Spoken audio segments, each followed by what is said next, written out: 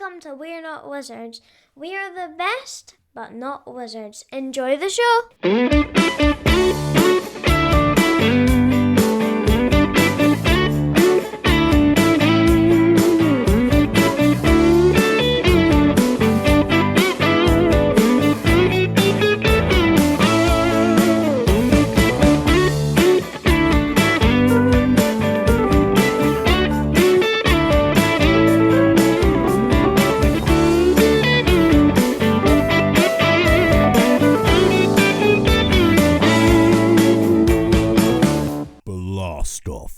That's how it works. It's amazing.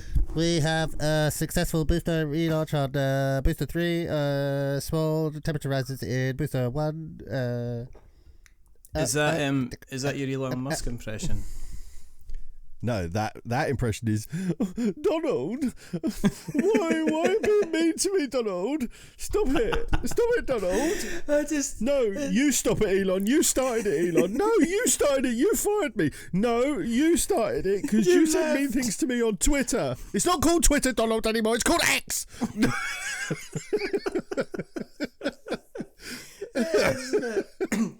And I was standing it's there. Just been so funny. I was standing there. And I said, and me and Elon were naked. You know, I was a glorious orange. He was a glorious whatever he is. And standing there with our dicks in our hands. Slight erections. And we got close enough, so close, holding them out. And then our noses touched. Oh, it's so funny to watch. So funny. It's not the first time I've been dumped. It's certainly not He'd the never last. admit he'd been dumped. He'd be the one who said no. It was mutual. It was mutual. He'd certainly always. Even if he was dumped, he'd say he dumped them. Yes, he's literally a 12-year-old boy though. Ice have gone into Compton. I'm just gonna wonder how that's gonna work out. Do you know what I mean? How's that gonna? You know, a group of like naturally racist kind of cops going into Compton to say like, let's go and get some immigrants. I think that's going to be amazing. Right, let's have a start. Ready? We started. No, we're going to start. I don't want to do politics today. I'm too finished, so we're started. I'm too tired, Mr. Pry. Look at these eyes.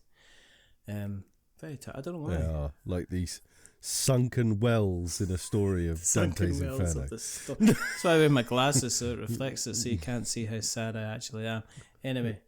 Yeah, you take them off, you go, God, they're thick rim glasses, and you take them off, you go, oh, he wasn't wearing glasses. He wasn't wearing glasses. They're just actually. It's just I don't know what the it bags is. under his eyes look like the rims of deep tortoiseshell spectacles. It's like, do you want to look into my soul? It's like, no, I don't want to look into your soul. I have to look past your eyelids because they're black as night. You look like a freeze frame having just chosen poorly. And anyone who gets that, I appreciate you getting that joke. I get that. It's not any poorly. It's no Last Crusade here. Hello, welcome to We're Not Wizards. My name's Richard. My name is Optimus Prime. And we're gonna get into the reasons for that. Maybe. I might just miss that whole thing out, and then everybody's gonna go, "Why is it called? Okay. Why is it called Optimus Prime?" Not that I'm saying our listeners talk like that. Not that I'm saying they listen. That's all our listeners sound like. I like playing ball games and having. They all sound like the paedophile old man next door in Family Guy. Having the best time. Did you realise you do a very good impression of the paedophile old man in Family Guy? Because apparently you do. It's quite I good. didn't realise that. Yeah. I'm very excited to be here. I thought it was like Sonia at EastEnders. Do you want me to play my trumpet? Anyway, we're going to start off. We're going to start off with an apology. First of all, we have to make a public apology. No, we don't. No, we don't. No. We meant it. Apologise to him. Fuck him. We meant it. Right? We meant it. We edited it. We had a chance to edit it out. We kept it in. I was just putting my hand up. It wasn't a Nazi salute. Don't be doing that. How quickly can you get cancelled at the start of an episode? say Nazi within the first 4 minutes, and then again 30 seconds later. I wonder if they like have an algorithm where they check if people are actually saying the word. You did not. I know YouTube does, because usually if you listen to like some long form YouTube stuff, they'll start swearing later on.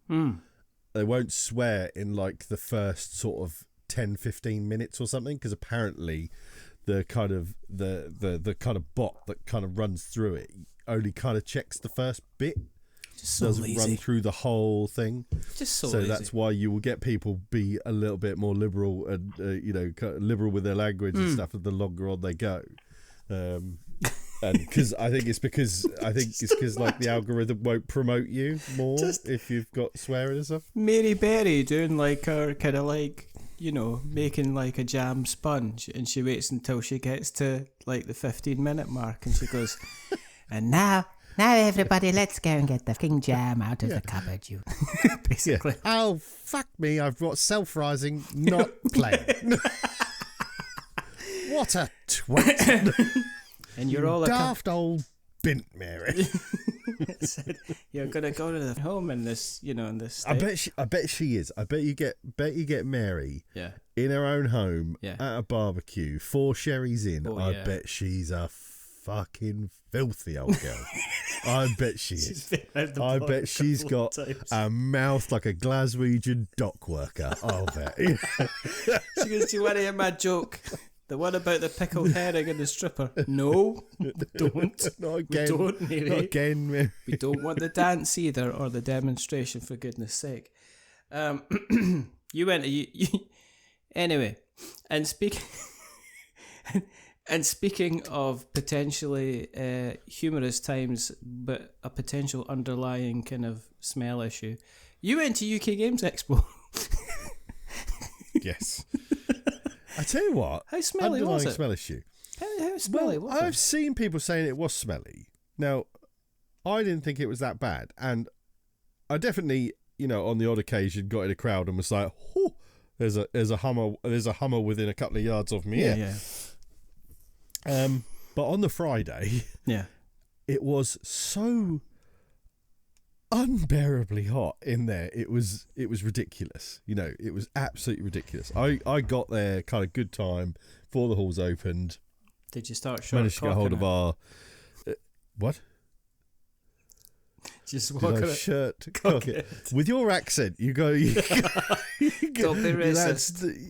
Don't be prejudiced. I'm not being racist. Prejudiced. I'm probably being prejudiced. Probably prejudiced. I'm probably being prejudiced. But I'm not being racist. I got there early and I got our exhibitor passes, so I thought, I'll go and find our spot. I got shown our meeting room that we had on All About Games. Oh, because were you working then when you were there? On the Friday, I worked on the Friday. I took the Saturday off, and then I came back on the Sunday with the mates and Elliot.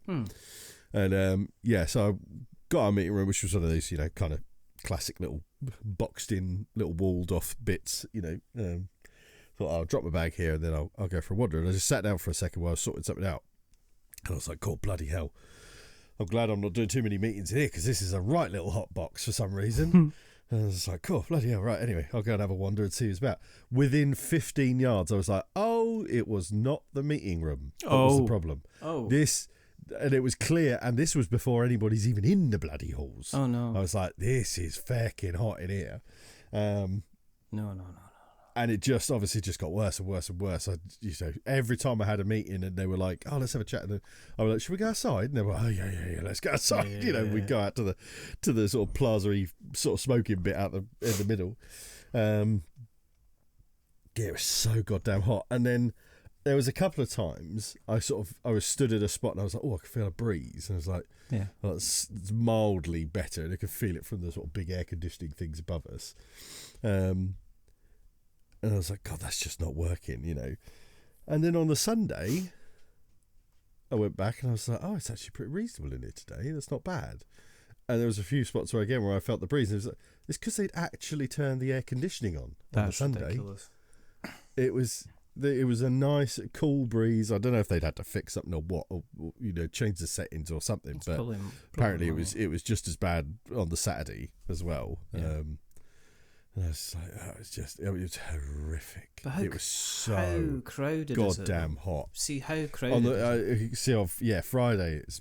Friday was really busy. Too busy? Really, really busy. Are we approaching Kent? Because I know that this was was this not one of the years where they changed the layout completely? Well, they did, more but they didn't have to. space. They didn't have to in the end because Hall 1, Yeah. which was the traditional main hall, Yeah. we don't know who, but somebody was basically given that hall, and UK Games Expo were told, nah, you can't have it. Yeah. You know, doesn't matter how long you've been with us. This is a very important customer. Yeah. They're getting it. So, and then I think 4 or 5 weeks before the expo, those people cancelled and weren't going. So Hall 1 was free in the end. So Hall 1 was available. So they did get it, but in the end they just used it for the ticket line and bring and buy in the end. I don't know. I might be wrong with my sort of timeline. Yeah. But I know at one point it wasn't going to happen at all. So where on earth the bring and buy and ticketing and everything was going to go, I have no idea, because there wasn't a lot of room for it. It's not like there was in hall sort of 2, 3A, 3, 3A and 4. Yeah. You could see all the space where it probably maybe in hall 4 I could see some space it would have gone, but not a lot. So yeah, Hall 1 was just massive hall for a ticket line basically, and bring and buy. I never even bothered going into bring and buy because I heard it was a bit of a. I didn't hear it was a nightmare. I heard people had challenges. I heard it was a bit of a shit show. I heard people had challenges with it. I think they tried to quell a couple of things. I think one of the ongoing issues with the bring and buy is people shark off it. So they quite literally kind of like, they'll see something that somebody's just trying to get rid of. They'll buy it, and then they were relisting it again, kind of that, within a couple of hours, and sticking it on at a much kind of higher price. Yeah, there's a guy in the Facebook groups in BGTNC UK. There's a guy called, and he's one of these people who claims he's never done this, and he was basically the first person anybody ever saw doing it. He was the progenitor of this whole fucking thing, and he just swears blind he's never seen anybody do it. He utterly does it, and I think it's an unbearable dick move, and I'm very glad for all the things UK Games Expo don't get right. They got it right. Yeah, putting a stop to knobheads like that, you know. I think there's I see it, like my son's Jake's into Pokemon in a big way, and the whole kind of scalping. It's people just like literally not wanting something because they actually want it. It's not that fill-in cup of joy point. It's not where they see a copy of the others going for like, oh, here's the entire set and it's £100. And rather than going, wow, that's amazing, I just can't believe, yeah, brilliant, I'm fantastic. What they do is they go, great, I can buy that, and then I can flip it and stick it on for 170 and make myself some extra money. I think there's. I think some of them are even worse than that. They see something that's like 30 and think, oh, I could probably put that back in for 40, 45, you know, and probably sell it. Just get some volume, basically. Yeah. Stick some money and get some volume on it. Yeah. Was it? If you buy something, you know, I've got no issues with people selling stuff. No, I don't know. And making a profit out of it. Whatever.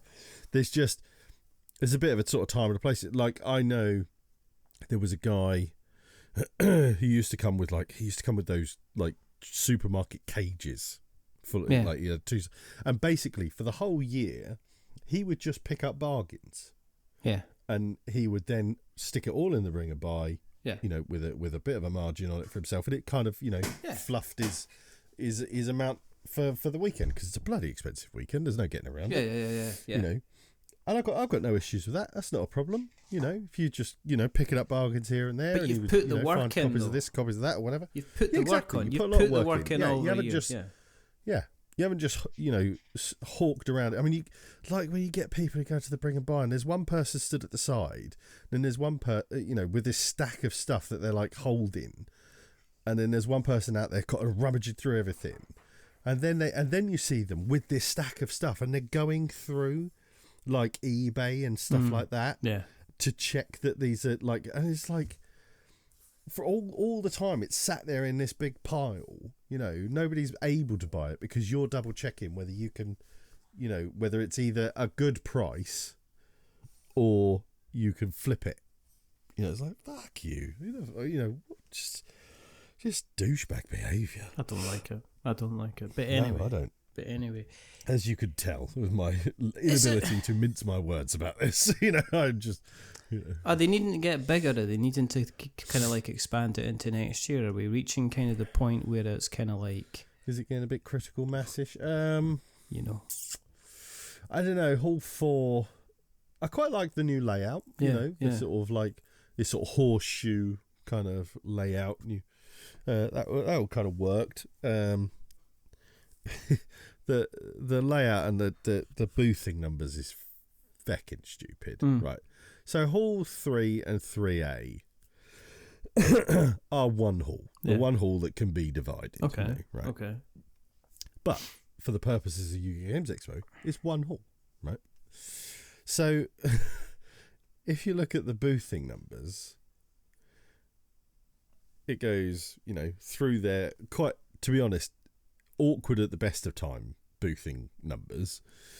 So it goes all the way down, and then midway through, you think, I mean, the sensible thing to do is that, yes, it has hit an imaginary wall of 3A, yes, but you'd think the sensible thing to do would just carry it on. Yeah, just can keep it going. No, what we'll do is we'll start a fucking new one. And there's imaginary rose line down the middle. It doesn't make any... And the amount of people who said to me, like, God, I'm trying to find this fucking booth. I'm trying to find, you know, it just... You know, you get halfway through and you can't find it again. So, it just seems so arse about face, you know. This is one of those things, though. I think it's one of those things you can never do it right for everybody. No, of course you can't. There's like 3 or 4, you know, it's logical to some people, and then some people it's just absolute gibberish to, and, you know, and then if you flip it, it's now logical to those people, but gibberish to the people who it made sense to. I always wonder about in these situations if you need somebody who has never ever gone to the show. Yes. To sit down and go, because I don't think because we've always done it this way works. Because I know there's a lot of people that were like, if they're going first time, and you get people asking kind of like first time what it's like, and it's like, if you got to say, well, it's great, but the numbers don't logically make any sense. It's like, well, why is that the case? It's because, like, well, we've always done it that way. And it's like, so I'm going to get getting it's no different to like board game and rule books and stuff. Yeah, you can't. You've got to take it to the account. You've got to say it on the basis that nobody has ever played a board game. Mm-hmm. It's like you can sit there and say, oh yeah, you exhaust this card, and 85% of us in the hobby will go, oh yeah, that means tap it. It means you know show that card has been used. Well, to somebody who's never played a CCG or come across that term in a card game before, exhaust means nothing. It certainly doesn't mean, you know, turn it 90 degrees and represent that it's been used once in the round. That doesn't mean, you know. So yeah, you've got to play to the complete novice, you know. And I would imagine that flooring layout method has not evolved with the evolution of the UK Games Expo, which is considerable. You know, it has evolved over the years. I'm just wondering if it's reaching kind of Gen Con kind of levels of people just going, we're at full capacity now, we've not really got any way of doing anything else apart from maybe kind of looking at a completely different solution. What I can't comment on, because I never went into the Hilton. I have no idea. I haven't really heard much. I haven't heard a huge amount of commentary on UK Games Expo by the wider public, in honesty, other than, you know, the general consensus that it was fake and hot. Yeah. You know, I hadn't seen, because you usually get a lot of people saying, "Oh, I couldn't get a table here, I couldn't get a table there." Blah, blah, blah. I haven't seen that, you know, particularly. So I don't know how busy the Hilton was. I'm pretty sure it was pretty bloody busy, because the Expo was pretty bloody busy. So I'm sure table space was not just at a complete, you know, walk in and grab a table any time, because I've certainly been to Expo enough times where it was hard finding a table sometimes. You know? Yeah.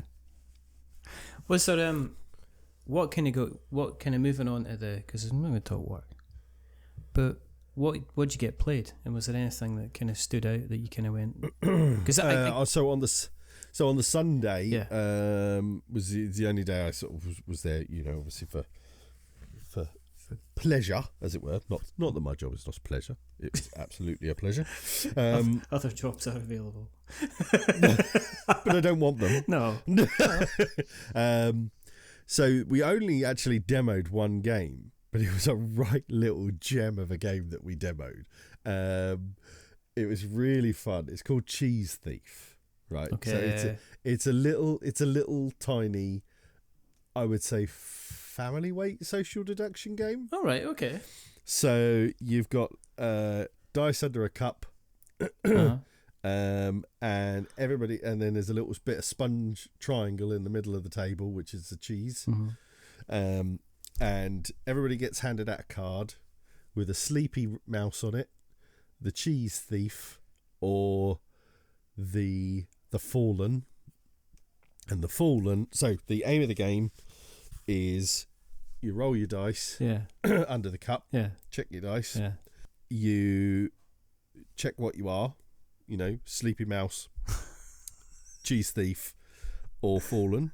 I love it. Aim of the game is for the cheese thief to steal the cheese, the fallen to be accused of stealing the cheese, but not having actually stolen it, because obviously only the cheese thief can steal it. Yeah.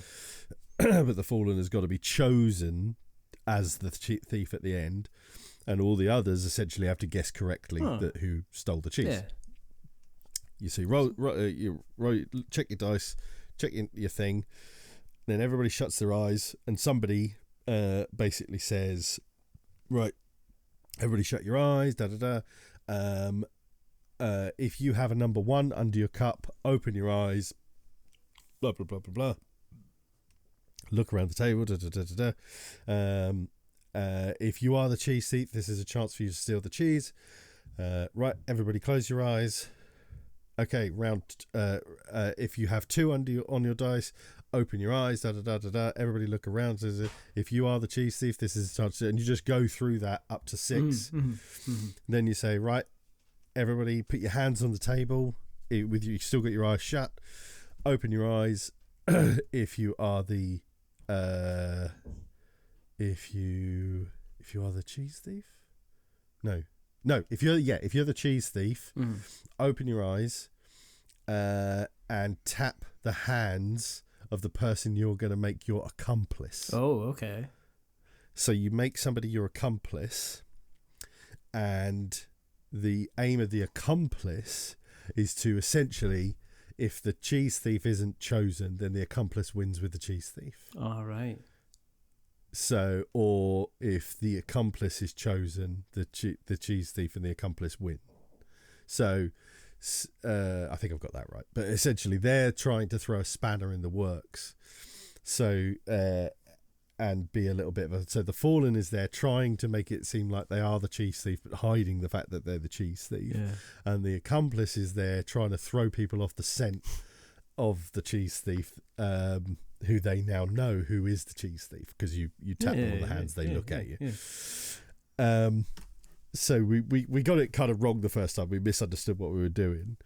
But then I was the cheese thief the first time, and the guy who was running it, so the beauty of it is when you get to your thing and you open your eyes up, and I was there, so I just grabbed the cheese, and then I looked to my left with the guy who's teaching us, who was playing the game, and he's just there with his eyes open. I was like, oh shit. So I just shut my eyes, and he carries on saying what he's saying, and I just stuck the little bit of sponge just underneath the edge of my shorts, so it was just there under, like, so nobody could see it. And it was just like, well. So the first time, so I didn't pick him as my accomplice. I picked, who did I pick? I picked my mate Ian opposite me, and went back and forth, and it was they correctly guessed I was the cheese thief, because you get the thing where you go, right, well, so people say, well, I opened my eyes at 4 and the cheese was gone, and then the people at 3 are like, well, okay, yeah, it was gone when we opened our eyes. Oh, right. So then you start asking people, when was it you opened your eyes? And people like 3 are saying like, and if you're not the cheese thief, you can look under someone's cup to see what dice they have. So when you open your eyes, you can look under someone's cup. I think you can only look under someone's cup if you open your eyes on your own. If nobody else opened their eyes at that time, you can look at it. And Summers looked under my cup after I'd sold the cheese. So I said, I think in the discussion, I said like, well, when I opened my eyes, the cheese had already gone.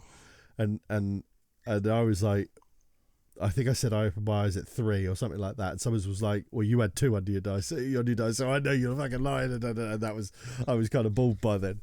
But then we played it again the second time, and I was the cheese thief again.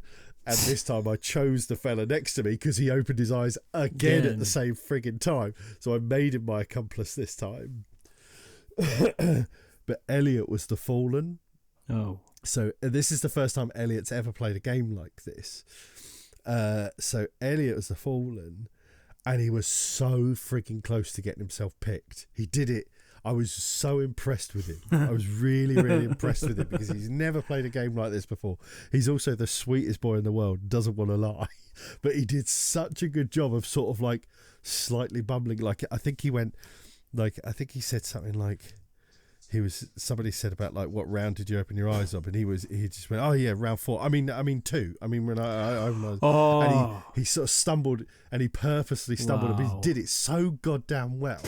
And he got like, and at the end of the round, you go, right, okay, everybody vote, and you'll point. And then you know, and I think he'd got like 2 or 3 votes his way, and he flipped over his thing fallen, and I was the cheese thief because they decided that I couldn't be the cheese thief again, you know, kind of thing. And then 2 of them, and they were like, God damn it, and, you know, you had me thinking like you were the cheese thief then. So how many players is it taking? I mean, it sounds like you you can play need at up least to 8. 8. Yeah, is there a minimum though? Because one of these things is like, I think it's 5 up. Yeah, that's what I thought. I think we played it with 6, and 5 would have been fine. But less than 5, no, it's not going to happen. But a cracking game at Christmas job. Really good. Found it because it's so simple. You know, there's so little. Is it available cheese then? Is it like thief? It is available. Now, annoyingly, I was thinking of buying it. Yeah. And I think they said they were selling it for like 22 quid. Right. And I was just like, I'll probably pick that up on the way out. And then I kind of completely forgot. And we were just about to go. And I got home and I thought, actually, I'll have a look about that cheese thief. And we had kind of joked that you could easily make your own copy of it. You know, quite a nice little copy of it. And I thought, you could get some like little cheese dice, you know, kind of thing. You know, I bet there'll be somebody who's got looks like Swiss cheese dice. You get some nice little cups, and you know, you're away. Go get a car sponge and cut it up into a triangle. You've got a bit of yellow sponge. And I thought, you know, poker chips I can make. Oh, see, I can't find it actually for less than 33. Oh, I think when I looked. Can you buy it for 25? Let me just see. Well, it depends because Amazon is 30. I think I could find a particularly great price for it, but I'm actually thinking I might just make my own copy anyway, just to sort of shits and giggles fun, you know, kind of thing, to make my own copy of it.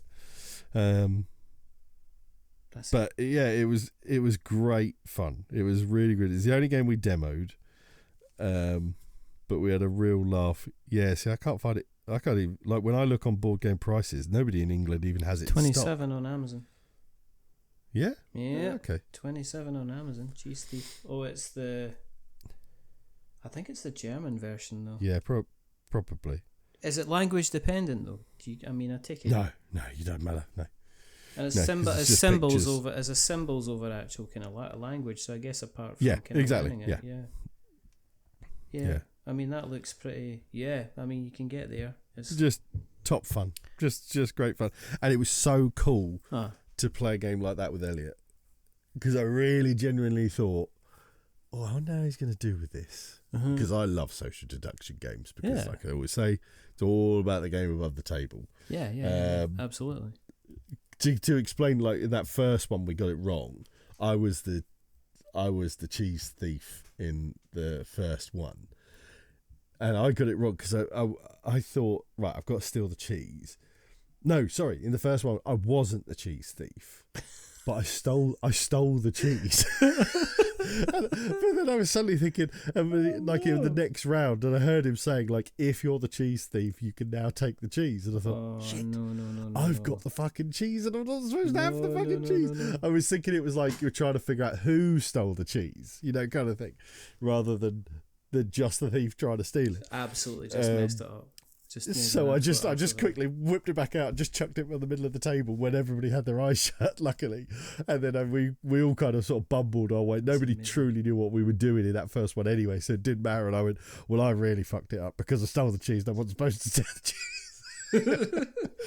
cheese. But no, it was great. It was great. And it was really cool to play. Like I say, it was really cool to play a game like that with Elliot, Was there... And I said, you wait till you, me and the boys are playing Secret Hitler and all calling each other Nazis. Oh, there we go, Nazi again. Because we love Secret Hitler, our group. It's just such a laugh. Love a bit. Or Don't Mess with Cthulhu is another one of our absolute favourites. So yeah, I'm really, really looking forward to doing something because I've now seen that he can do it, which also worries me slightly as a father. That he can lie with quite impressive creativity. I mean, we need these. He could go into politics. Was it a standout game? I know we keep talking about this. I don't know. I mean, I think actually like one that people were running for or something.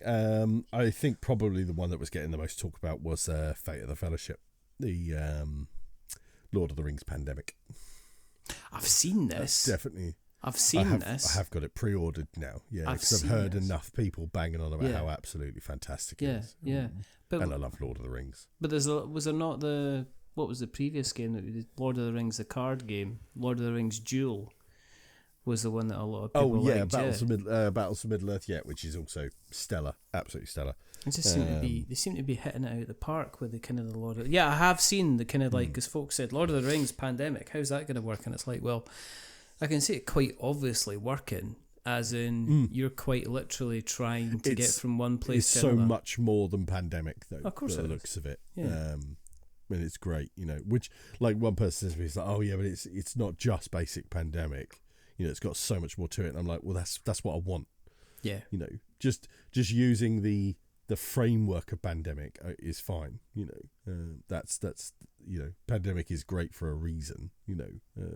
Because it has such great framework. Everybody kind of keeps coming back to it as well. So that I would say that's the one everybody was.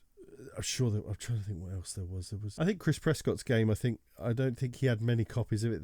But I'm pretty sure I know at least the first day. I think people were lined up to get, because I think he only had like 25 copies a day or something like that. A very limited amount.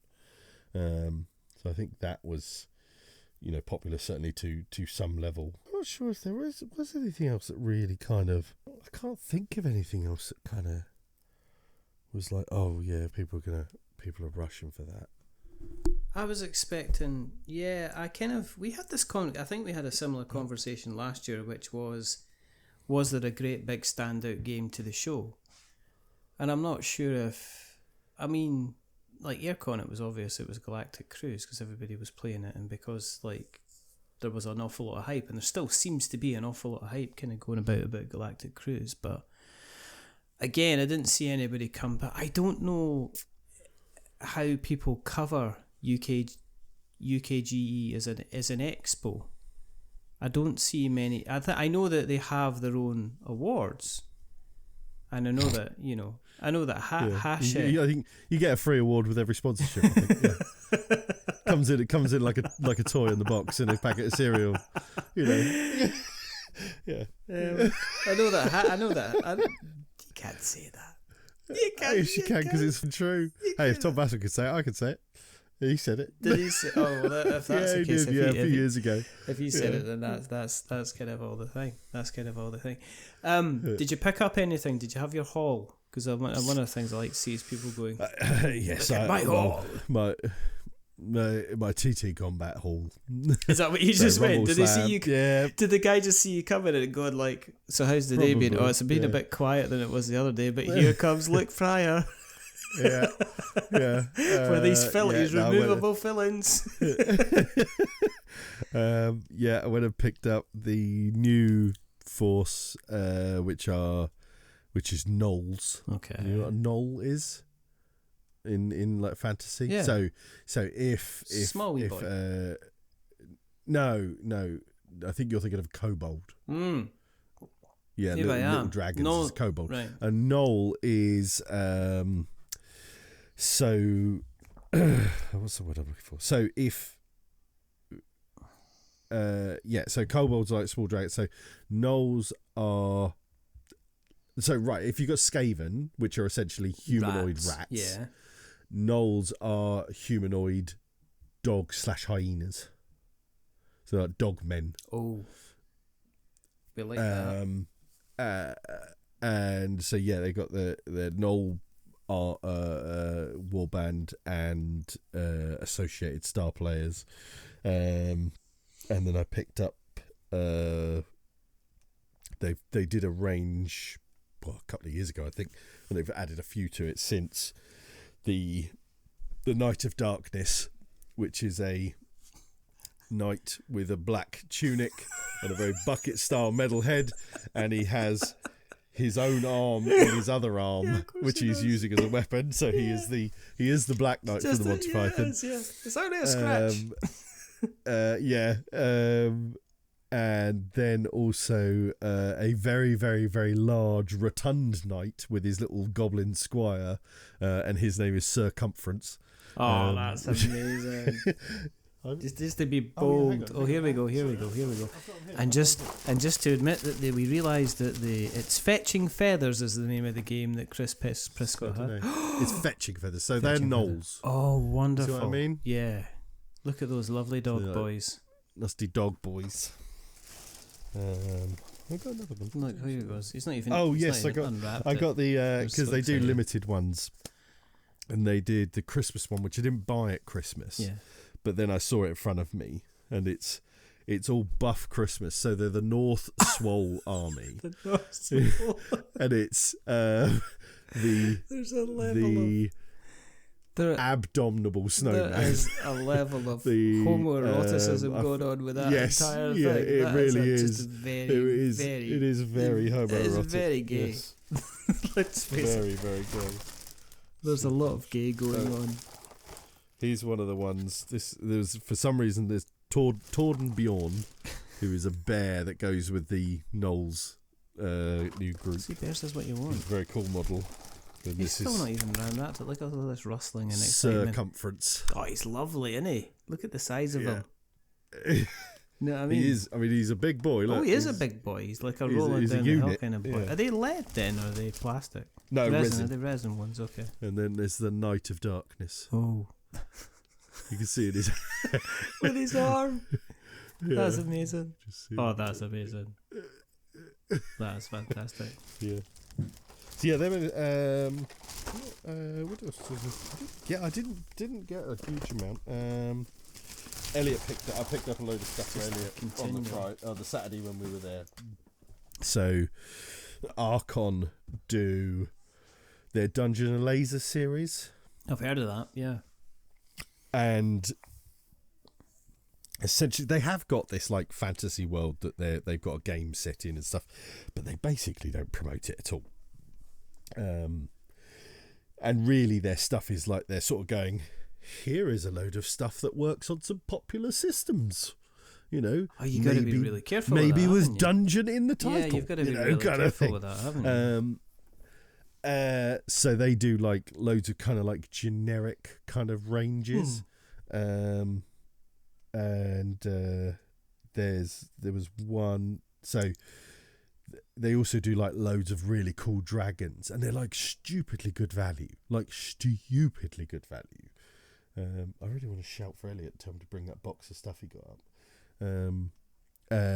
And so Elliot got this. He wants to basically, he's got this idea of doing this army for sort of fantasy and kind of just in a sort of world of stuff he wants to do via D&D or this, that, whatever. But he wants to do this like swamp fungus toad army.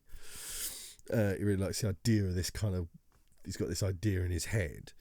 And then he saw this, I need to look them up. It's like they've got like these various boxes that are just like they've got like a townsfolk box, and it's got like 60 kind of people, you know, kind of thing of, you know, there's all these various, you know, people that would be in a fantasy town, and stuff like that. And then he stumbled across this one, because I'd said to him, like, I knew he was kind of looking for something. Nothing had really called out to him.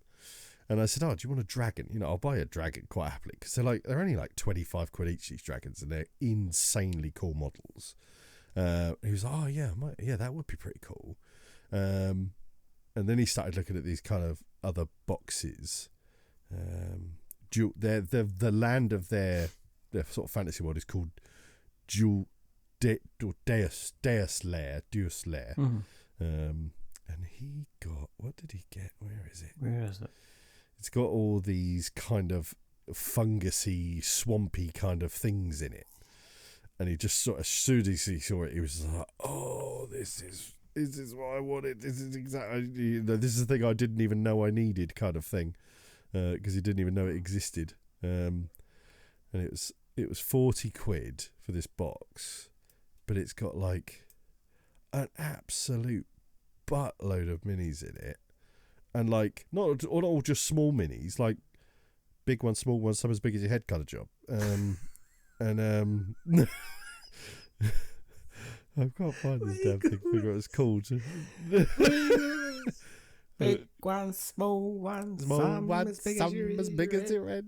I can't find it. It's called like something like Swamps of Julius or like Woodland Dwellers or something. As with like everything that. They had all else, these cool. we'll find out and we'll put it in the show notes afterwards. Woodland Dwellers. That's what it's called. Oh, there you go. That's what it's called. That's it. Woodland Dwellers. You know. Yeah. Easy peasy. And it's got like swamp trolls in it and like fungus people and, you know, Woodland Dwellers. Yeah. Woodland Dwellers, Dungeons and Lasers. Dungeons and Lasers. See, what we do is we try and make the show notes as we go, which is probably the laziest way to do show notes, but it does mean that we're kind of generally trying not to miss kind of anything out, you know. So there we go. But yeah, I mean, that worked out, you know, I can't remember how many minis it actually is. It's like... Was it an expensive time then? I mean, is it another one of these? Is it another one of these things where you're like, I need to take reasonable amounts of 3 figures of money, because otherwise it's going to be. Yeah, like, I mean, I said to the boys, like, you know, I mean, it's like it was 20 quid for a day ticket for the lads. Mm-hmm. You know, I was like, it's a lot for a day ticket. Yeah, it's a lot for a day ticket. Yeah. You know, for a Sunday day ticket as well. You'd have thought maybe the Sunday day ticket, I mean, it might have been cheaper. It might have been more for a day ticket if you're going on the Saturday. I don't know. If it was, that's stupid. But, I mean, I said to the boys, I said, like, you know, last year when we were there, we ate. We went to, there's like a sort of Cornish pasty sort of place on one of the, but you know what the NEC's like. The food offerings for the amount of people who are actually in the NEC is fucking atrocious. Yeah, you know, yeah. There's like a Subway, a Weatherspoons that's smaller than almost every other Weatherspoons on the face of the planet, and a couple of other places. It's not that any of the food's bad, it's just that there's hardly any fucking of it, you know, kind of thing. Yeah. And then obviously anything that's actually within an exhibition centre is crap, as we full well understand from aircon. That's what really scares me about going anywhere near UK Games Expos. You can't just walk out. Yeah. You can't walk out of the venue and you're in a high street where you can go and grab stuff. You're kind of stuck where you are. So I just said to the lads, bring a packed lunch with us, you know, and so that's what we did. We, you know, that's what you did. And it just, we didn't have to wait in a queue for anything and pay, you know, 40% more than you'd ever be willing to pay for something that, you know, like that anyway. So yes, in that sense, it is expensive. But it's just the norm. It's the for big, but anything. it's one of the big. You go to an event. Yeah, that's what it is. It's the big show. It's the big show of the year. It's one that everybody lot. I think for things like shows, I think if you're kind of that side of the country, if you're going to go to a board game show, I think that is the one that you go to. I think that's where a lot of the big people go to. I think that's where a lot of the publishers make the effort for. I know why they probably don't do it, because they probably can't do it. But the stuff that they have at the NEC, they always have like 5 or 6 food trucks over there, and they're always fucking brilliant, like really top quality. There was a lady that's always been there. I think it's called like a female name, something's Bargees, and she does all these like Bargees and it's Indian stuff, just absolutely banging food. Load of bloody good deep fried Indian shit. Fucking fantastic. Less of the cholesterol. And really nice sauces to dip it in. Yeah. It's fabulous.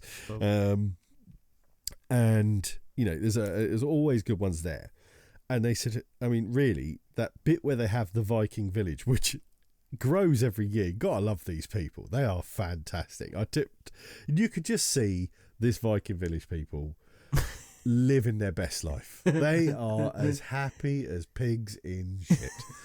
They just pitch up outside the NEC, pretend to be a Viking for the weekend, and go home and probably go and do it somewhere else the next weekend. It does always make me laugh seeing somebody authentically dressed as a Viking sat in a Eurohike camping chair, though.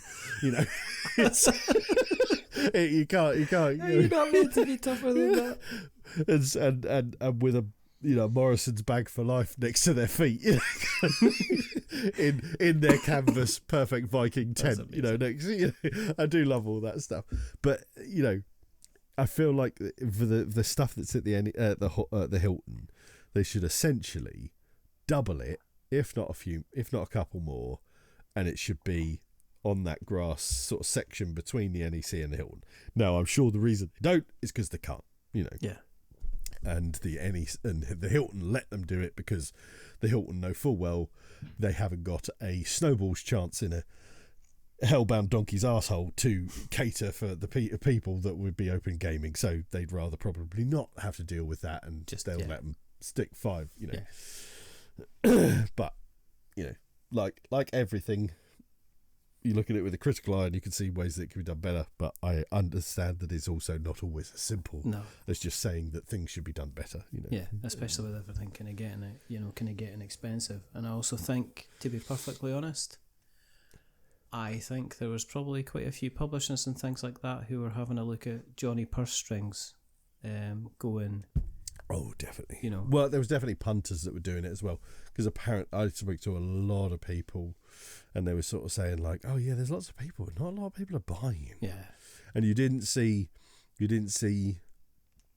like people walking around with Galactic Cruise under their arm or Oathsworn under their arm. I've not. Oathsworn said that they hadn't sold, and I did say to them, "I was like, well, yeah, but this. I mean, how many shows have you been to now where you've kind of almost sold out of the amount of stuff you brought? There's only so many more people that are going to turn up at a convention and buy a massive heavy box of Oathsworn. That's you are on diminishing returns. There's no getting around that kind of thing. And I think they'd have loved to have had Avalon there, but it just wasn't quite ready. And that would have sold gangbusters. Which is a shame for them. But I think everybody's kind of like, I need to be watching because it's kind of getting there, it's staying there. Because let's face it, the hotels probably around that place taking the piss. Everywhere else is taking the piss. Oh God, I mean, taking the piss is being light. On the hotels, the prices. The last time I glanced at the prices for the hotels at the NEC, it was like 230, 240, 250, 280 quid a night without blinking. Ridiculous. I don't know what like the Ibis Styles is like behind it, but even that, I think the year I stayed there, not last year, I think the year before, I think even for me and my colleague, I think even that was like 160 quid for the night. They're fucking Ibis styles, for God's sake, you know. You're Like lucky if you get a one, bed. one short rung up from a travel lodge, Yeah, basically. you literally get some straw in the corner and that's it. You get told to kind of make your bed. I mean, not that it's not that bad, but it's obviously it's not. It's not the Cairn Hotel. But no, it's not. It's not got the style, pizzazz, and character of the Cairn Hotel. It's definitely not. Nowhere does, because they haven't created that since the 70s. Exactly, and they're never likely. They're never likely to be. They're never likely to be. They're never likely to be. What else you been playing? Actually, can I jump in with something that I've been playing? I didn't go anywhere near absolutely. the UK Games Expo. You talk. I did go to a Pokemania event yesterday in Edinburgh, and what the? It's back. I went to a Pokemania event in Edinburgh yesterday, and it was. So talk me through a Pokemania. It is literally I have a right. Okay, in general, I walked away from the event thinking I'm not going back to that kind of event again, because it's pitched as something that it's not. It is quite literally a huge market for lots of people who sell cards and buy cards to have stalls, and it doesn't have. It's very, very commercial to the point that I know there was a lot of families. There was a lot. You can imagine a lot of parents with kids and stuff like that. And to be generous, there was nothing for them whatsoever. Absolutely nothing. There was a face. It was just people trying to get $35-$40 for £40 for a card. Yeah, there was a face painting table, and there was 4 or 5 tables laid out for people colouring black and white printouts of Pokemon, and there was 4 or 5 tables to the side of that where people were were meant to be playing. But it was pretty obvious half the stuff was literally, it was so weird. It was quite literally people filming themselves opening up packs of Pokemon. Oh. And I just, but on the other side of it was people that were kind of like, they were in the buying and selling. And most of them were quite, there was a couple of people that we spoke to that were absolutely sound. There was one person in particular who,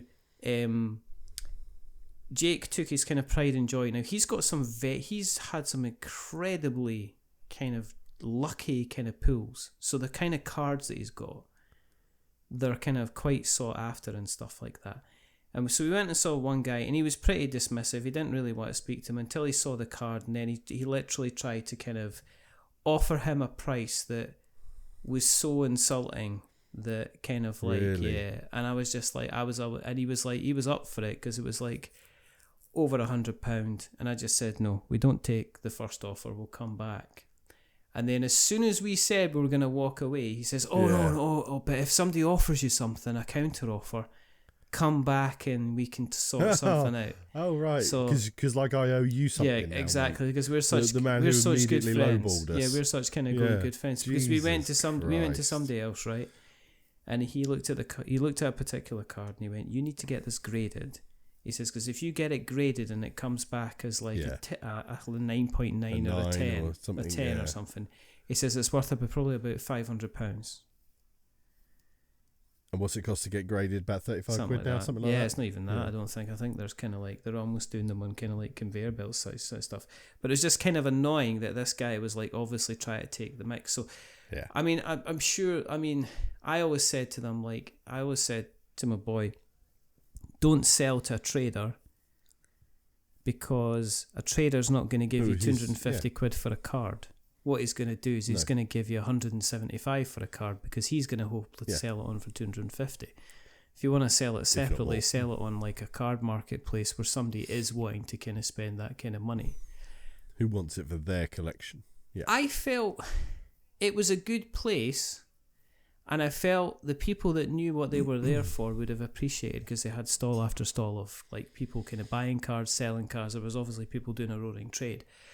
I reckon there was probably a raft of disappointed parents who had taken their 6, 7, 8-year-old, 4-year-old kids along to see Pikachu and the likes, who'd been no doubt letting it do kind of partial babysitting on Netflix for them or whatever, who would have walked into that event and then walked out, and it wasn't cheap. It was about 16 quid for entry, and we must have spent about an hour. We lucky if we spent maybe an hour and a half in there. So Really? yeah, it wasn't that great. I mean, honestly, if there was another event like that, I wouldn't be jumping to be going along. So it's When I'm doom scrolling yeah, through shorts or whatever, yeah, there's a guy who comes up on my shorts regularly, and he's a Pokemon trader, like exactly like that. yeah. You know, he's got the big cases in front of him, Yeah. and blah blah. And he's called Coops. yeah. Have you ever seen this guy? I probably And have he- at some point. He live streams Mhm. while he's doing it, and he's really giving. Like, he's always like, oh, you know, he sees these kids that are first into it. Now, he's almost like, I suppose you could say he's the bad drug dealer, because he gives them their first hit, Yeah, you know, exactly. kind of thing. He's a bit like that. Yeah. But he has this live stream where people will, like, you know, he's live streaming, it's just showing the thing, and everybody can sort of hear these people in front of him. They're like, oh, we come to see you, Coops, and you know, it's really nice to meet you and stuff like that. And people will bring him stuff like graded slabs of Pokemon cards and just say, like, right, here's a load of slabs, give them out to kids, you know, just let them have them. And he's like, awesome, lovely, thanks for it. So he's always like pulling out stuff and just going, oh, here you go, guys, look, here's just take one that you like, you know, a couple like that. But then also, while people are like, oh, I really want to, you know, I'm looking for a XR or whatever and stuff like that. And then there is a and then yeah, but then like people on his live stream will like go bling, and it will come up and he'll go so and so. Oh, okay, cool, excellent, thanks, mate. And he'll walk up to you, so someone on my live stream has just paid $60 for you to buy that card, you know, kind of thing. So it's really kind of, I mean, it's a very weird kind of thing, and he does lots of good, and he's always, you know, he seems like a really genuine nice guy. But then because I've seen a lot of his videos, a few other resellers kind of keep coming up as well, and every time I'm just like, oh, you're not like the other guy. No, you are ruthless, you know. I saw one poor boy that was kind of like, he was probably around about the same age as my one, and he was walking around with a slabbed Pokemon card. I don't know what it was. It was on the top of his little binder, and you could see he was getting more and more crestfallen as he took his pride and joy that he'd obviously had kind of slabbed and checked, and you know, slabbed means, for those who aren't aware, that it's been graded. It's been graded, and it's been put in an plastic actual sealed proper case, kind yeah. of plastic case so that people can kind of buy it and stuff like that.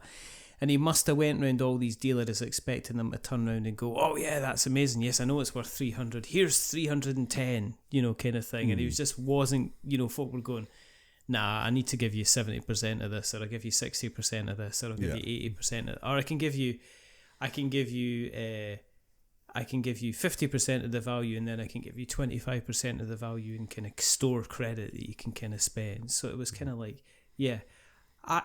It was really strange after being to places like, and I've been to kind of like the little games expos and stuff like that in Glasgow and stuff like that, like little kind of miniature kind of comic cons, and the feeling that I got from there, this was an event that was quite simply designed to bring traders together, as in card traders, card sellers and card buyers, and it had absolutely nothing to do with the Pokemon, the childhood experience of Pokemon, as in there was very, very little entertaining things there for young kids. And you would have, I think if Jake had been about 7 or 8 years younger, and I had gone out in Edinburgh on the rainy day in the middle of tourist season, where everything's so bloody expensive in Edinburgh as it is, and we got the train, which was wonderful, so it wasn't that bad, but I would have walked out of that place being thoroughly disappointed at what was presented there. If I was going there as me and I had a folder full of Pokemon cards and I was trying to finish a collection, I would have felt like it was the best place in the world, because I was able to kind of like get prices for stuff. I was able to pick up cards that I wanted and everything like that. So it's kind of like, it was kind of like superb, but it was a bit, it was kind of like slightly disappointing, you know. But I think Pokemon's gone through a very weird evolution, and evolution's a weird word to use in reference to Pokemon. No, that buddy. Sorry, Elliot's just go to bed. Oh, good boy. And like Pokemon's obviously got sort of come in and out, but it's very, very firmly back. You know, Yeah. now. I mean, it's real. You know, it kind of went away for a little while, and Pokemon Go kind of a lot of things brought it back. But Pokemon's really kind of like, I'm sure there are lots of people who play Pokemon, and I'm sure the tournament scene is still flourishing in many, many, many ways for Pokemon. But Pokemon has, I think, if you go with people who would say they are active within Pokemon and have a Pokemon collection, they are almost, I would say, it's more likely that they are just collectors of Pokemon. Absolutely. No, 100%. They're trying to get the whole of the whatever set or this, that, whatever. And it's way more in favour of them than it is of people collect Pokemon to play Pokemon. I am more likely to see in a Pokemon community people complaining about the availability of cards and sets, and there's been more complaints about about the scalpers and people kind of buying up multiple things. There's been more complaint about America, especially. I think there's a higher, you can tell this by the community. If you go onto like the Star Wars Unlimited community, there are people complaining about things no longer being tournament legal, you know. So that, but on the Pokemon community, there's more people complaining about the latest kind of prismatic Journey Together stuff was released, but you can't get it anywhere, and it's been impossible to get. And somebody's already gone in and bought the 50 odd booster packs that were available, and now they're obviously kind of listing them on kind of eBay. That was what did I see? Was there not something like that UK Games Expo that there was some kind of specific pre-release was done at UK Games Expo, and then they ended up being listed on eBay. I'm trying to remember what it was. I don't know if it was maybe a Star Wars Unlimited thing. Oh yeah, I did see that. You know what I mean? What was that I'm trying to remember what it was for, but there was certainly a kind of I know there was a big uproar at people that... It might have been Star Wars Unlimited, actually. It might have been Star Wars Unlimited. It might have been Lorcana. Yeah. Maybe either that or Lorcana related. But there was definitely some folk going... Yeah, there was like you're right, it was. There was a release. Like, there was fuck me, look at the state of this. There was a release. Yeah. There was a release out, and people were already bunging them kind of on kind of eBay. So I don't see people when we go to Accent Gaming on a Tuesday. The playing scene is still very much not as much as it used to be. Star Wars Unlimited.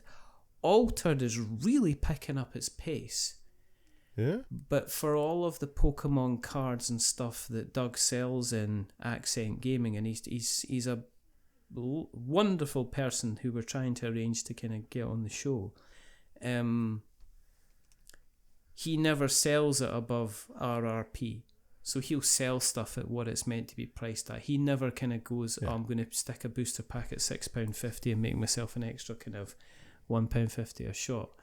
But I never. There's only been in the kind of the several months that me and Jake have been going there. There's only one time I've seen somebody actually, two people playing Pokemon. And the rest of the time it's kind of been. So it's been, it's been kind of so yeah. Pokemania, pretty disappointing. Not disappointing though, is if we jump from the heights of Pokemon into the depths of the ocean. I played Finspan. Oh, is it good? I think it's better than Wingspan. But Wormspan you think is better than Wingspan? I think Wormspan's better than Wingspan because of how it plays. So currently, I kind of think I'm really close, but I think I might prefer Finspan over Wormspan and Wingspan at the moment, just because of how it's kind of like set up. So talk me through the differences. So, Wingspan is, birds and in their environments, tucking cards, eggs. Yes. Eggs being a very prevailing strategy in Wormspan. Yes. Wingspan. Wormspan, they added tunneling into caves, getting extra caves, putting the dragons into there. And then you're travelling from left to right as opposed to from right to left, right? Which is makes a little difference in the grand scheme of things. But yes, took away the bird feeder box. Yeah. So, getting the sort of stuff you wanted is a little bit easier. But, not drastically different, but definitely has a different vibe. It also not, your actions aren't quite as limited as they are in Wingspan. Like you start off with, 8 actions in the first one, and they get ever decreasingly less, don't they? In Wormspan, you actually have ways to end up with more actions. Yes, you can. Yes, your coins and stuff like limited, that. But you can. Yeah, you can. So, which is quite actions. a big difference. Yes, quite yes, a big yes, difference yes. in Wormspan to Wingspan. So, talk me through the differences. Then, how does Finspan now change the way? First of all, you're going from top things. to bottom. So you're going from the height. Jesus, break. You Cutting you go edge. 90. I mean, you're flipping where it. do they keep these things to keep it fresh? How do they come up with it? It's I tell you, incredible. It is. what are we going to have next? It's going to be stratosphere span, and you're going to be going from down to up. I think I said Satellite we were span. joking about this, but we did say there should be a Monty Python version which should be called Spam Sausage and Span. With an expansion that could be called Spam Eggs and Span, and so on and so on and so forth. But you've got the top to bottom. Yeah. So you're going from the heights of the ocean where it's nice and warm, and then you go into the middle part of the ocean, then you're going to the bottom parts of the ocean where people from Fife hang out, where the water pressure has robbed them of just basically their basic kind of format and their ability to see and humanity. Humanity.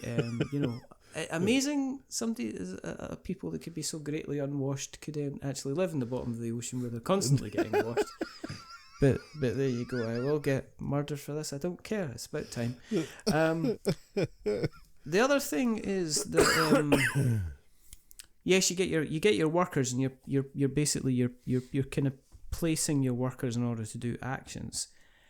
But one of the bigger things is you can get your cards, but you've also now got the ability to lay eggs, and eggs go into fishes, and then the third one you've got about hatching eggs that turn into little fishes, and then if you gather certain kind of numbers of little fishes together, you build schools, and this is all in the way of allowing you to attract certain types of fishes based on where they appear in the depths of the ocean and also what they require in terms of food.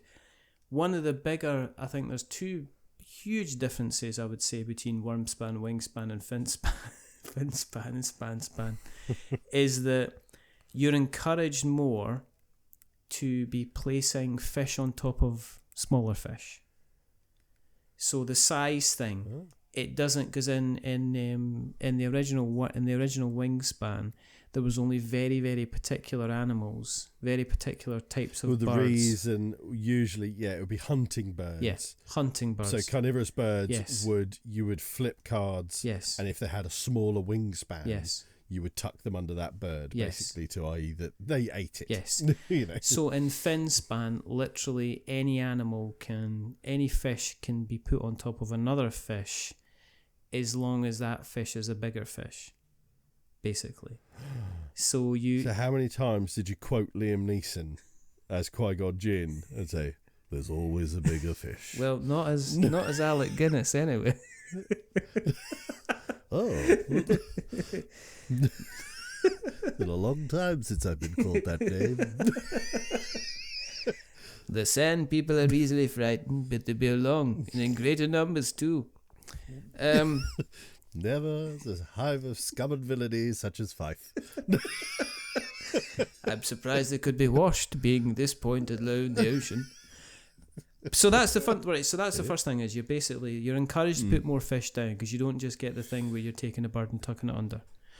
So you generally there's pre-printed. What's the benefit of doing that? Well, you get points at the end for certain the number of animals that you've got, the number of fish that you've got.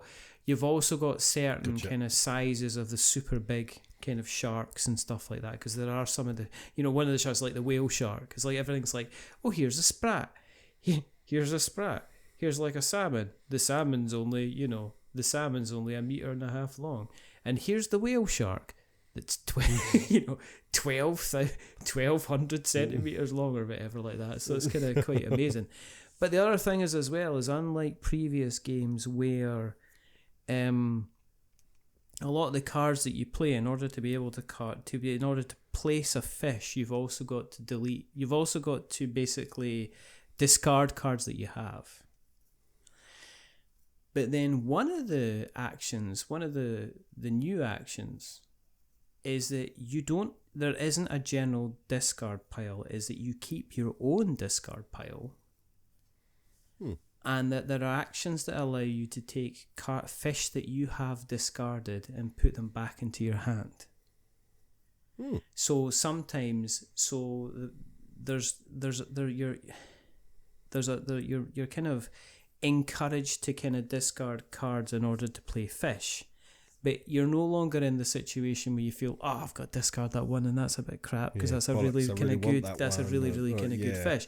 You're now in the situation where you'll discard a fish knowing full well get it back if you want that to. On the next turn, if you play one of your workers in the first column, you'll be making your way down the various areas. As long as there's a fish in each area, you'll be able to make yourself all the way down to the bottom where you'll be able to liberate one of the cards that you've got. So that changes the whole thing in the fact that you're a bit more lackadaisical about maybe discarding cards as you go. And it means that you can end up in the situation where you end up with a full row of like maybe 8 or 9 cards in front of you on display. That's one of the other differences, is that none of the cards that you have is hidden. So you don't have a hand of cards, you have an open hand of cards which is on the table, and then obviously that leads to its own joy about how you organise your cards, but everything is kind of open, everybody can see what everybody's kind of trying to do. It's still got the thing where when you play a round, and there's only 4 rounds that you play, you get about 7 actions.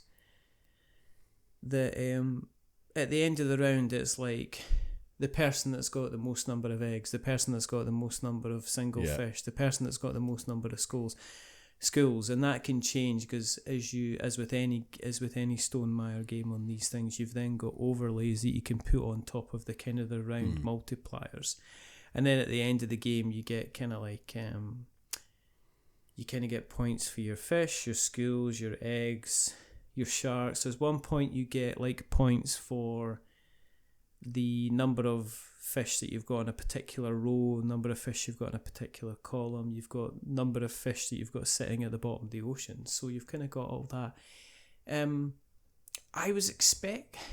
What I've been told, and the comments that I heard from people was, it's very, very simple. It's probably the entry level game for the kind of the whole Span series. I'm not convinced. I think I'd heard that kind of general gist. I'm not convinced that's the case, because there is a few things where you're almost like having to plan 2 or 3 kind of goes in advance to say, okay, well, I'm going to have to do this one here, and then that's going to take that fish, and that fish. But then if I play in this row here, I'm going to play all the way down the bottom. Because I've played that fish there, that means I can get into the 3rd sector, which means I can bring back that deleted card there. Which means that guy's then I'm going to be then play on this one, and then play this one on this one. And that means that I can move these fish together to create a school. So there seems to be a little bit more combining. There's a little bit more kind of thinking. So I must admit, I was expecting this to be a game that was kind of like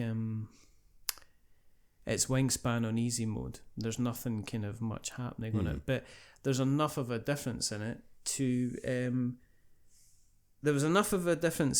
kind of again move it away from what Wingspan offered and there was enough of a difference in it, so it was differently playing than even Wormspan. It wasn't like they kind of took Wormspan and says, right, we're doing this, this, and this, but in Finspan, let's also then add this on.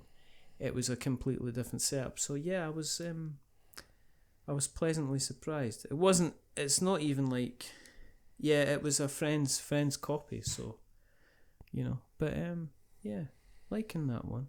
Be interesting to see if you what you thought of it. So, I definitely want to play it because I like Span. Yeah, yeah. You know, it's getting to the point where they would just call it Span, of varying ilks and flavours. I think this is a cash grab without too much imagination. I think it's a bit unwarranted. I can see. I think there's certainly been enough thought put into it. I mean, if you put Wingspan next to Finspan, you are looking at. There is kind of similar DNA there, but it is kind of like it's enough apart to kind of make it kind of different. No, you know what pisses me off is people, call Wingspan, Finspan, blah blah blah. They call cash grabs. Nobody called Pandemic Fall of Rome a cash grab. Nobody called Pandemic Cthulhu Rising Iberia a cash grab. Yeah, nobody's called Pandemic Fate of the Fellowship. You know, or Legacy 0, Legacy 1, Legacy 2. Yeah. Nobody called them a cash grab. Yeah. So why the fuck? Because you know the name of the designer and publisher, Jamie Stegmaier. Why is it a cash grab? Because you don't know who the hell the CEO of Asmodee is. You know, like, get fucked. You know, it's all this bullshit with weird entitlement that somebody's done something wrong because they found something good and they're just going to we'll keep doing it. It's not like Stonemaier did nothing else in between every Wingspan or Span game he's made. Oh, he's got his new game coming out soon, Vantage. That'll be interesting. I haven't actually seen anything about it actually. I saw that it went up. Did it go up for pre-order? I think it's June. I think it's either this month or the early next month. I think early July. Yeah. I think it's actually hitting. I think it's early July. I think it's hitting distribution. Because he basically announces his pre-order, doesn't he? And then it's like you'll be getting it in 7 weeks. He never announces anything that is kind of like this is going to be kind of like 12 months. It's basically ready to go and it's on the way probably to the fulfillment companies when he says now pre-order. If you're a Stonemaier champion, then it's kind of like you get kind of like first pick and stuff like that, and you get a decent kind of discount off it as well. I think he's managed to break away from the. I think he's able to build hype into a very, very small kind of time frame, so you can do the trickle build up and then go right. So this is what all these different people thought about it. Do you want to pre-order it or not? And people decide. I think people decide the game based on whether or not it's something they want to play. I think his difference, obviously, with a Kickstarter is that there's people that are like hype, but then you've got to kind of continue that kind of hype, and it's difficult to get to the excitement, which is why I think there are people who, when they sell a Stonemaier product, they generally sell it because they didn't get on with it. I think sometimes with the Kickstarter, with the crowdfunding stuff, it's like, well, I'm not interested in this because I pledged for it 18 months ago, and it's now. I'm no longer kind of fussed on it. You know, it's also some. It's not necessarily that it was so long; it's that it was so delayed. Oh yeah, and you kind of you got fed bullshit excuse after bullshit excuse, and it's not that it actually took 2 years to arrive. No. It's that for 12 months you were given bullshit excuse after bullshit excuse. So actually now, every time you look at it, you're reminded of the slight annoyance and ever growing sort of apathy and dissatisfaction and stuff like that. It leads a bad taste in your mouth. I mean, whereas sometimes when something's delayed and it arrives really late, but actually it's been handled really well, you end up loving it more because your sort of excitement and respect for all of it grew. Yeah. I think that's a big issue in crowdfunding in general, is that people don't like being insulted and having their intelligence insulted. And I think a lot of Kickstarter companies, and crowdfunding, I shall say, because it's certainly not exclusive to Kickstarter. A lot of companies think they could just put out some poxy fucking update and just think that'll smooth over the wounds, and actually you could just smell the bullshit off it, like an absolute stench, and just like you think I'm a complete idiot that I just, that I don't see through all the cracks in everything you've said, So and bad. that you've just rotated the excuses and worded them slightly differently. Why don't you just tell us the bloody truth? Because people will respect that. Most people will respect that more. You'll still get absolute lunatics who act like you've just slapped their mother in the face in front of 9 But you're always going to get that. But you're always going to get that. Yeah. You know what I mean? Yeah, exactly. But you will massively limit. Yeah. You'll just get the lunatics rather than turning perfectly reasonable people into people who can't stand you because you treated them like an idiot. They turn into offensive bobs instead of maybe Roberts in disguise. And speaking of Roberts in disguise, oh my God, wow, that was quite impressive. You didn't appear to have it written down in front of you, which is what impresses me most. Speaking of bot wars, I tip my new We're Not Wizards cap to you. Yeah, We're Not with an exclusive and now extremely rare kind of We're Not Wizards cap. Right, you played Robot Bot Wars.